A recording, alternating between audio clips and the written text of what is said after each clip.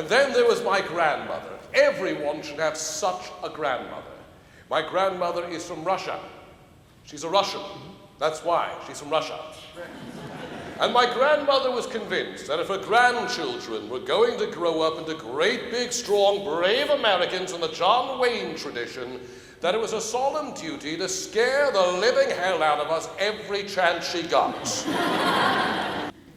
And Captain Murderer had hardly finished picking her last bone when he began to swell and to turn blue and to be spots all over and to scream. And he kept on swelling and turning bluer and being more all over spots and screaming until he reached from floor to ceiling and from wall to wall, and then at 1 o'clock in the morning he blew up with a loud explosion.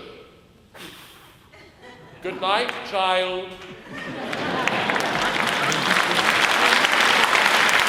What's your name? Katie! Hello, everyone say hello, Katie. Hi, Katie, have you ever had a rat all sweaty and covered with disease crawl up your leg, sit in your lap and chuck under your chin for a kiss? Wait till you date boys, it's worse.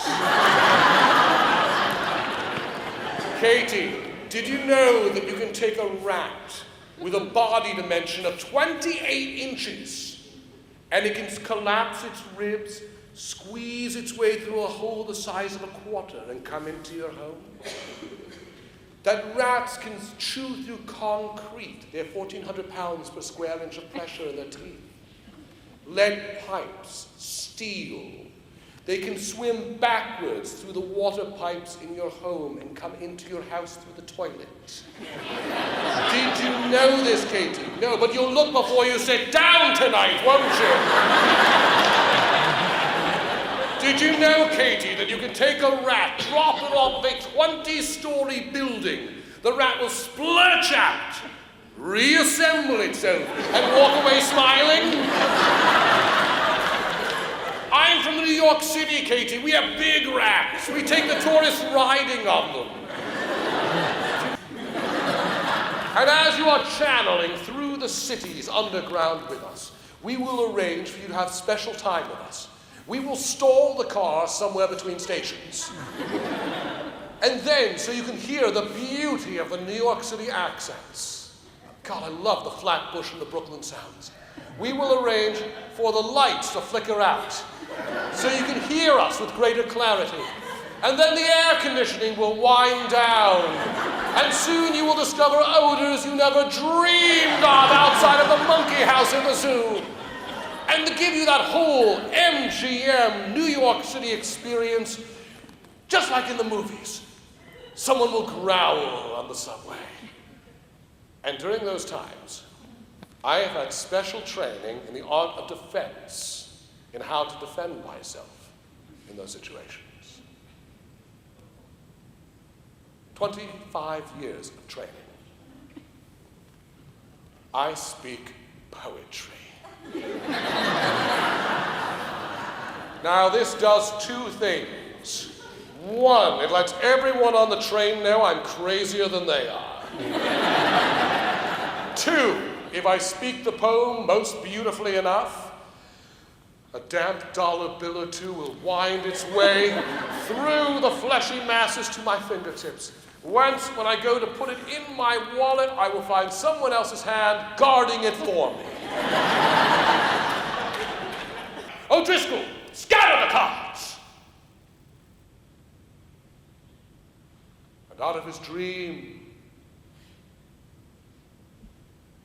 awoke, and old men, and young men, and young girls were gone like a drifting smoke. Then he heard it, high up in the air, a piper piping away, and never was piping so sad, and never was piping so gay.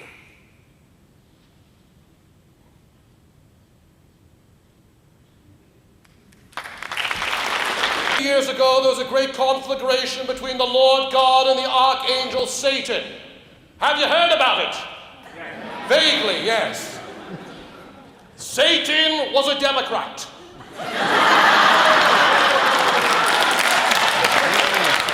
And the Lord God was a high Republican. Satan did not believe that Adam and Eve were virtuous, being goody good all the time, without the ability to have freedom of choice. Satan wanted God to give them the right to choose to sin or not to sin. But the Lord God, being a high Republican, was not pro-choice. So the great conflagration took place in the heavens, and there was a battle, and Satan and his followers lost the battle, and they were cast out of heaven to that dank, miserable, brimstony place somewhere under Congress, showing himself to really be a hideous, glistening monster that was Totantonak. And the monster reached deep into its belly, and it pulled out its insides, yard by yard by yard, until he held a great glistening mass of string on his fingertips that was the string figure Totantonak. Now, when that little boy wakes up in the middle of the night, he goes back to sleep. Which is what all good little boys and girls should do. Otherwise, Totantonak might challenge you to a game of string story.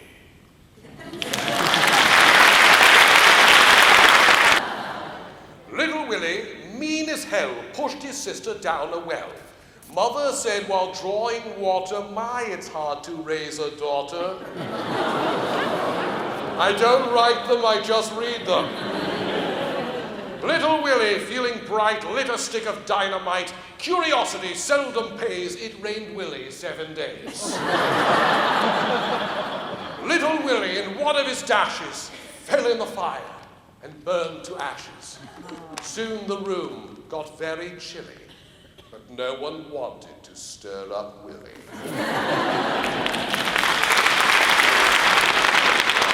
They heard. They suspected.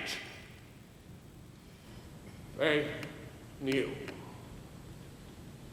They were making a mockery of my horror. This I thought and this I think, but anything was better than this agony. Anything was more tolerable than this derision.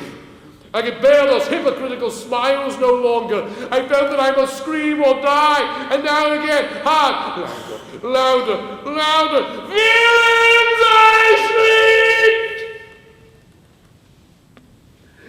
Dissemble no more! I admit the deed. Tear up the planks. Here.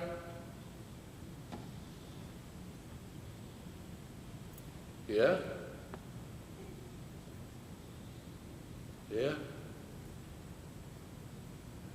Here. It is the beating of his hideous heart.